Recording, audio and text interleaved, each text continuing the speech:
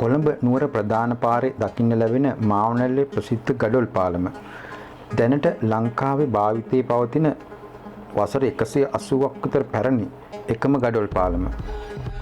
මේ පාලම පහු කරගෙන මීටර 100ක් විතර ඉස්සරහට යද්දී මාවනැල්ල නගරයේ මැදින් හිම්මාතගම පැත්තට යන පාර දැක ගන්න ලැබෙනවා. කිලෝමීටර 2.5ක වගේ දුරක් මේ පාරේ හිම්මාතගම පැත්තට යද්දී පාරේ වම් පැත්තෙන් දකින්න තියෙනවා හෙළ ගොවිජන බොජුන්හල. දේශීය විදියට පිරිසිදුව ආහාර පාන ලබා ගන්න මේ ස්ථානයේදී ඔබටත් පුළුවන්. මේතකදී පුරුදු කරලා අලුත් වැඩියා කරපු මේ පාර සංචාරකයන් අතරේ අද ගොඩක් ජනප්‍රියයි.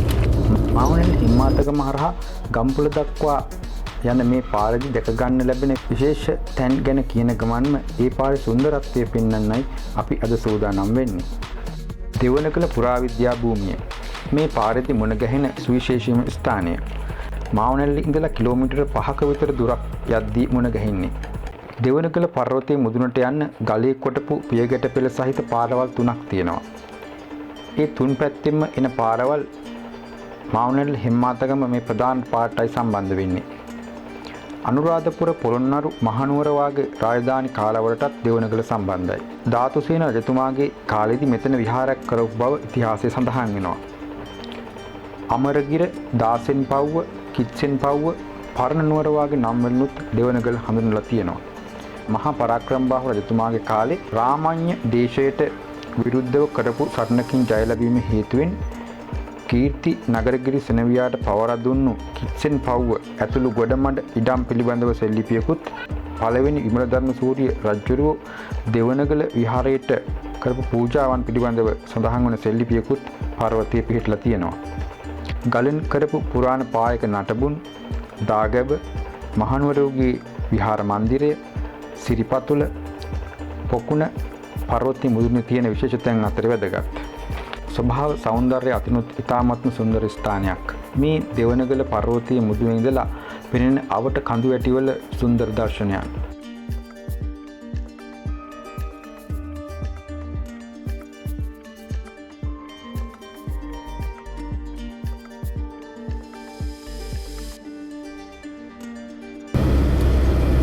කොළඹ පැත්තේ ඉඳලා එන අයට පිළිමතලාව, පේරාදෙණිය, ගෙලියොය වගේ නගරවල වාහන තදබදයට මැදි නොවි ගම්පොළට යන්න භාවිත කරන්න පුළුවන් විකල්ප මාර්ගයක්.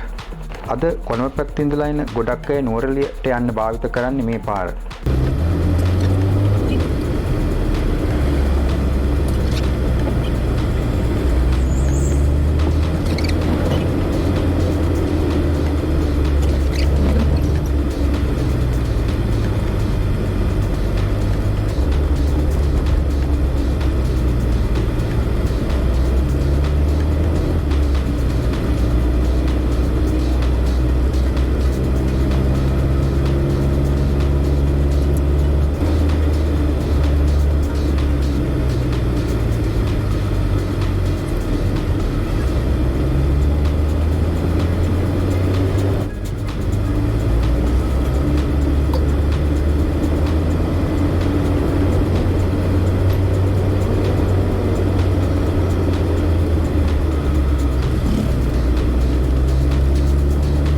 හිම්මාතගම නගරයට යන්නේ නැතුව ගම්පොළ පාරට සම්බන්ධ වෙන අතුරු පාරක් තියෙනවා.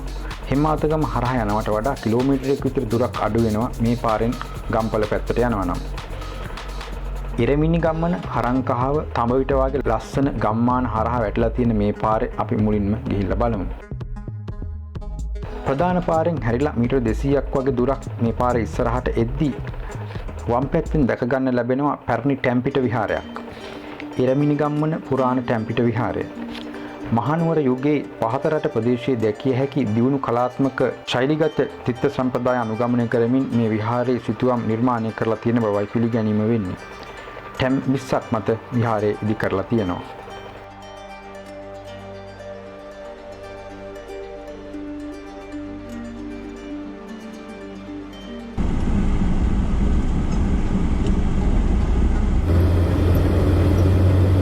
දකුණු පැත්තෙන් ගලාගෙන යනවා මහ ඔයේ ප්‍රධාන ශාඛාවක් වෙන කුඩා ඔය. වම් පැත්තෙන් දිගින් දිගටම දකින්න තියෙන්නේ කොටගල කඳු ඇටිය.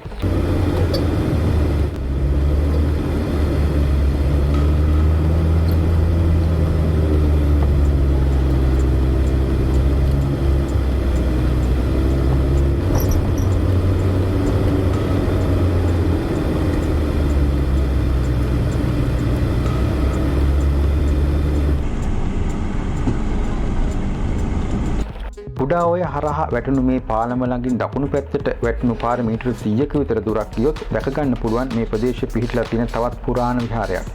ඒ තමයි අම්බරේගොඩ ශ්‍රී බෝධිරාජාරාම විහාරය. බෝධීන් වහන්සේත් පුරාණ විහාර මන්දිරයක් තමයි මේ විහාරේ වඩාත්ම පැරණි විහාරාංග වෙන්නේ. පුරාණ කාලේ දඹදිව ඉඳලා ආපු බ්‍රාහ්මණයෙක් මේ බෝධිය රෝපණය කර බව තමයි ජනප්‍රවාදේ තියෙන්නේ. ඒ වගේම විහාරයේ පුරාණ විහාර මන්දිරයේ දකින්න තියෙන ප්‍රතිමා සිතුවම් මහනුවර යුගයේ කලා සම්ප්‍රදාය අනුගමනය කරමින් නිර්මාණය කරලා තියෙනවා.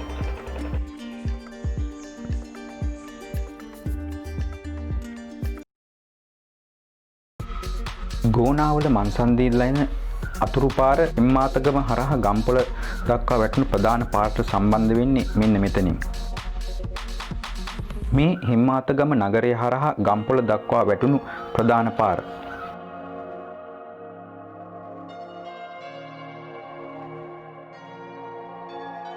හිම්මාතගම නගරයට ඇතුල් වෙද්දිම පහන තිබූගල පිඹුරාගල වාගේ කඳු දැක ගන්න ලැබෙනවා.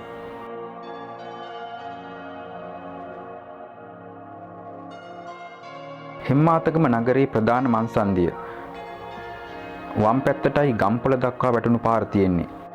අනික් පාරෙන් ගියොත් අරනායක දිප්පිටිය වගේ නගරවලට යන්න පුළුවන්.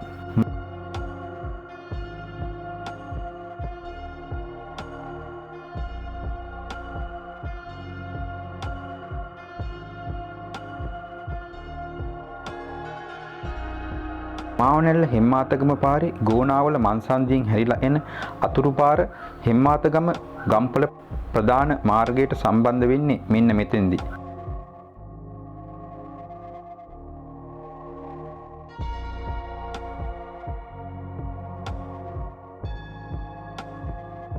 ප්‍රධාන පාරෙන් දකුණු පැත්තට හැරිලා කෙහෙල් පන්නල දක්වා වැටුණු අතුරු පාර පටන් ගන්න මෙන්න මෙතනින්.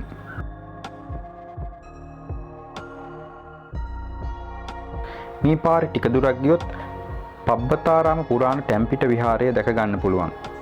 පුරාණ විහාරයේ ගරා වැටීමෙන් පස්සේ ඒ ගල් කණම උපයෝගී කරගෙනයි ටැම්පිට විහාරය ප්‍රතිසංස්කරණය කරලා තියෙන්නේ.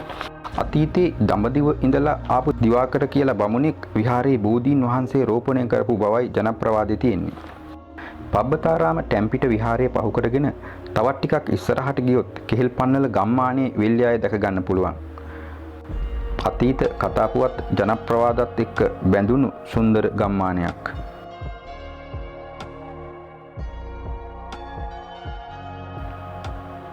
බලත්ගම ශ්‍රී සුදර්ශනාරාම විහාරය තමයි මේ පාරායිනේ තියෙන්නේ. සුදර්ශනාරාම විහාරයට ඉහළින් කඳුවැමේ පිහිටලා තියෙනවා තවත් සුවිශේෂී ස්ථානයක්. තාපා ගල්ලෙන් විහාරය.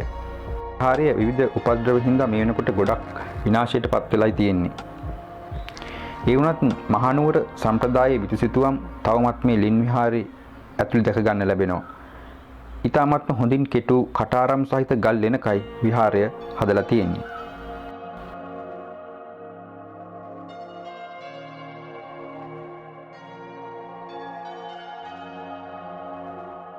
ප්‍රදේශයේ තියෙන තවත් ලස්සන ගම්මානයක් තමයි බලත්ගමුව. ගම්පොළ යුගයේ රචනා වුණු ලංකාවේ පළමු සංදේශ කාව්‍ය හැටියට සැලකෙන මයුර සංදේශයේත් මේ ගම වර්ණනයට ලක් වෙලා තියෙනවා. තාපා ගල්ලෙන පිහිටලා තියෙන කන්දේ ඉඳලා බලද්දී බලත්ගමුව වෙල්යාය පෙනෙන්නේ මෙන්න මේ විදියට.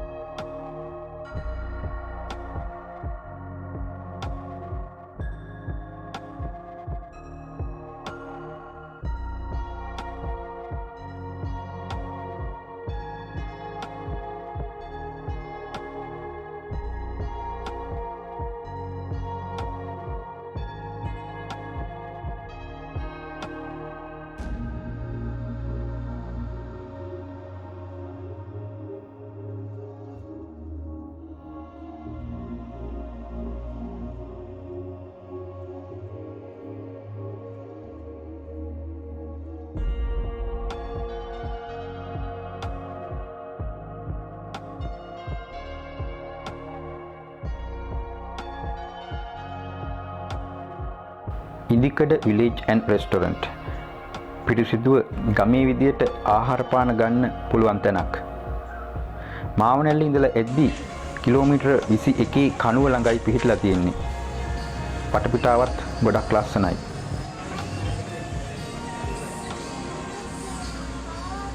අම්බුලුවා කන්ද මුදුනේ තියෙන ගුරුජන සායත් මෙතෙන්ට බොහොම හොඳින් පෙනෙනවා.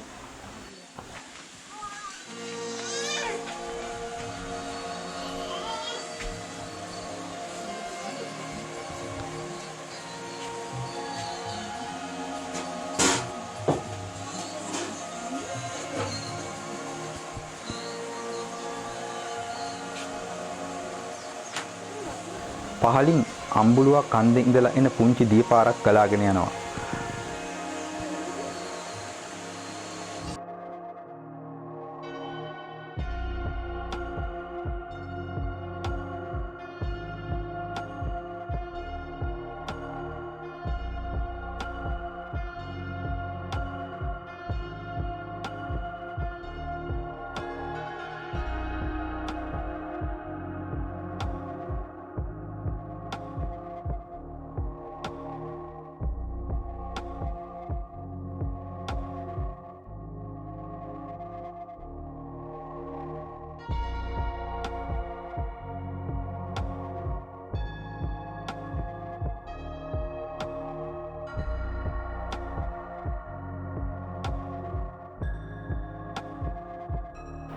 මේ විද්දි සංචාරකයන් අතර බොහොම ජනප්‍රිය සංචාරක ස්ථානයක් තමයි අම්බුලුවාව ජෛව විවිධත්ව සංකීර්ණය. අම්බුලුවා කන්දේ කපොල්ල ළඟින් තමයි කන්ද මුදුනට යන පාර පටන් ගන්නෙ. කිලෝමීටර් 3ක විතර දුරක් තියෙනවා කන්ද මුදුනටම. ගම්පොළ රාජධානි කාලෙදී බොහොම වැදගත් තැනක් හිමි වෙලා තියෙනවා මේ අම්බුලුවා කන්දට. ගම්පොළ රාජධානි කාලෙදී වගේම ඊට පස්සේ යටත් විජිත යුගයේදීත් මේ කන්ද මුදුන පණිවිඩ හුවමාරු මධ්‍යස්ථානයක් හැටියට වැදගත් වෙලා තියෙනවා.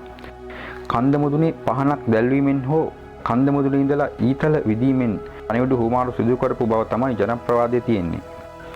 අම්බුලුවාව ජෛව විවිධත්ව සංකීර්ණයේ ඉදිකිරීමට කන්ද මුදුනේ බොහොමයක් තැන් යොදාගෙන තියෙනවා.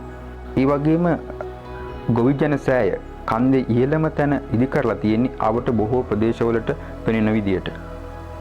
ඉතාම සුන්දර දර්ශනයන් සහිත ස්ථානයක්.